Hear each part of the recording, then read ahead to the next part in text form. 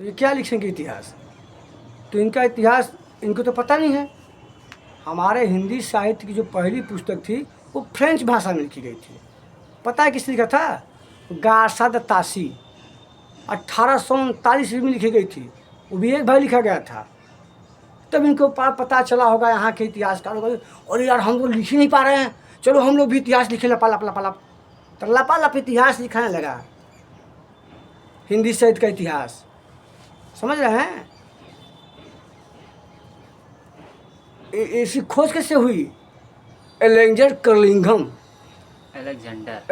कर्लिंघम जो है आए ना, तो कहीं लगे इतिहास खोजने, खुदवाने लगे, खोदो खोदो खोदो यार। और जहाँ खोदिया वहाँ तो बुद्धे निकलत हुआ, वहाँ बुद्धे निकलत हुआ, वहाँ तो बुद्धे निकलत हुआ। तो हाँ जो बुद्धे निकल रहे हैं, तो इनको बाद में उनके बाद पता चला तो शिव सिंह सेंगर एक हुआ करते थे, तो उन्होंने एक हिंदी की किताब लिखी, बुक लिखी। फिर अनेकों लोग लगे लिखने।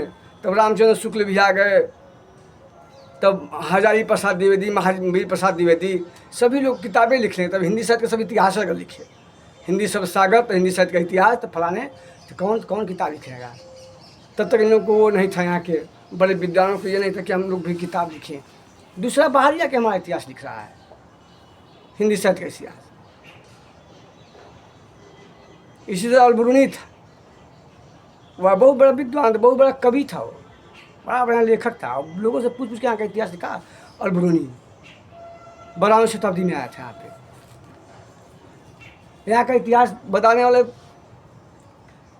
पढ़ना तो पढ़िए जाके उसको, जो हिंसांग है बताएगा है कि उस समय की परिस्थितियाँ क्या रही थी। चीनी आती था, फैयान आया था, हेरोस्टेट कौन आया था, इंडिया के इतिहास, इसकी इंडिका किताब लिखी थी। हमारा इतिहास कोई और लिख रहा है। धन्यवाद दोस्तों। मैं बोलता हूँ तो मैं बहुत बोलता हूँ। कहने का मतलब है कि घराना को जो है पास किया गया, फिर चंद्रगुप्त का शासन हुआ। चंद्रगुप्त के बाद उनका लड़का जो है, ये कौन हुआ, चंद्रगुप्त मौर्य के बाद उसका लड़का कौन हुआ, बिंदुसार हुआ। बिंदुसार के बाद जो है लड़का अशोक हुआ। अशोक ने इस महान के कार्यों को ही अशोक ने बहुत ऊंचाई तक पहुँचाया, और महान सम्राट अशोक के नाम से जाने जाते हैं। और देश उनके समय बहुत साधन संपन्न था। उन्होंने बहुत से शिलालेखों का वो किया, शिलालेख बनवाए, ताकि इतिहास हमारा ख़त्म न हो। इतिहास हमारा ख़त्म हो, कहिए कि आज देश में जो आप देखते हैं झंडे पे जो चक्र है वो सब अशोक का है। धन्यवाद दोस्तों, मैं बहुत बोलता हूँ। नमस्कार।